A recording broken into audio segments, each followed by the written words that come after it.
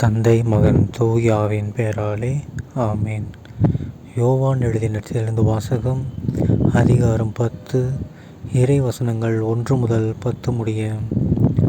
அக்காலத்தில் இயேசு கூறியது: உறுதியாக உங்களுக்கு சொல்கிறேன், ஆட்டுக்கொட்டிலில் வாயில் வழியாக நுழையாமல் வேறு வழியாக ஏறி குதிப்போர் திருடர் அல்லது கொள்ளையராயிருப்பர். வாயில் வழியாக நுழைபவர் ஆடுகளின் ஆயர். அவருக்கே காவலர் வாயிலை திறந்து விடுவார். ஆடுகளும் அவரது குரலுக்கே செவிசாய்க்கும்.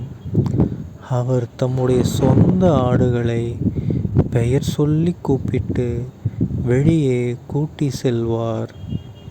தம்முடைய சொந்த ஆடுகள் அனைத்தையும் வெளியே ஓட்டி வந்த பின் அவர் அவற்றிற்கு முன் செல்வார்.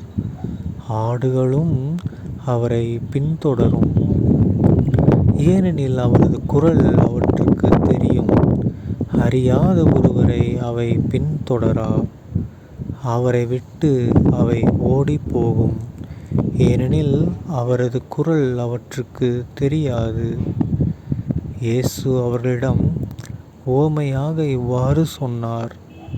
ஆனால் அவர் சொன்னதை அவர்கள் புரிந்து கொள்ளவில்லை. மீண்டும் இயேசு கூறியது: உறுதியாக உங்களுக்கு சொல்கிறேன், ஆடுகளுக்கு வாயில் நானே. எனக்கு முன்பு வந்தவர் அனைவரும் திருடரும் கொள்ளையருமே.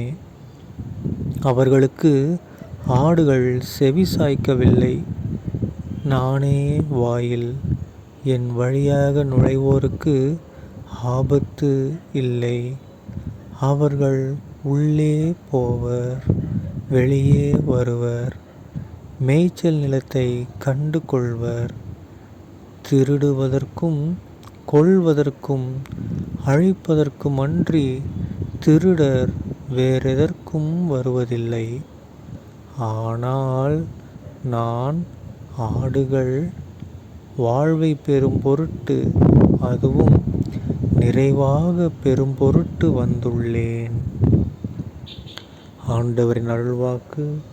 கிறிஸ்துவே உமக்கு புகழ்.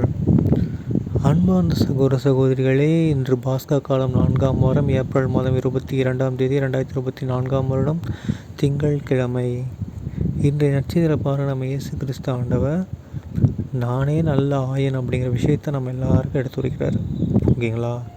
ஸோ இது இயேசு பிறகு முன்னெல்லாம் பார்த்திங்கன்னா எல்லோரும் வேறு மதத்தை நம்பிக்கிட்டு, வேறு அவங்களுக்குன்னு ஒரு கொள்கையை வச்சுக்கிட்டு, ஏதோ ஒரு மத தலைவர்கள் சொல்கிறத கேட்டுக்கிட்டு, ஏதோ நடந்துக்கிட்டு, அவங்க சொல்கிறதெல்லாம் நம்பிக்கிட்டு வாழ்ந்துக்கிட்டு, அடிமையாக ஒரு மாதிரி உண்மை எதுன்னு தெரியாமல் வாழ்ந்துட்டு இருந்தாங்க. ஆனால் ஏசப்பா என்ன சொல்கிறாரு: நான் தாண்டா உங்களை வழி நடத்த போட ஆயர். மற்றவங்க எல்லாருமே திருடனுங்க.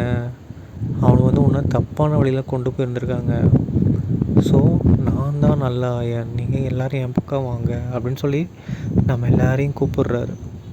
நாமளும் இந்த உலகத்தில் எவ்வளவோ விஷயங்களில், எவ்வளவோ நியூஸு, எவ்வளவோ பொழுதுபோக்கில் அடிமையாகி அதை நம்மளுடைய ஆயனாக வச்சுட்டு வாழ்ந்துட்டுருக்குறோம். ஓகேங்களா? அதெல்லாம் தவறு. அதெல்லாம் ஒரு நாள் என்ன ஆயிரும், நம்மளையே படுகுழியில் தள்ளிடும். ஆனால் ஏசப்பா நம்முடைய உண்மையான ஆயர்.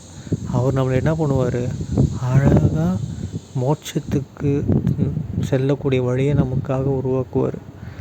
இதுவே மற்றவங்கள நம்ம ஆயராக வச்சுட்டு இருந்தோம்னா என்ன ஆகும், நரகத்துக்கு போகிற வழியை தான் காட்டுவாங்க.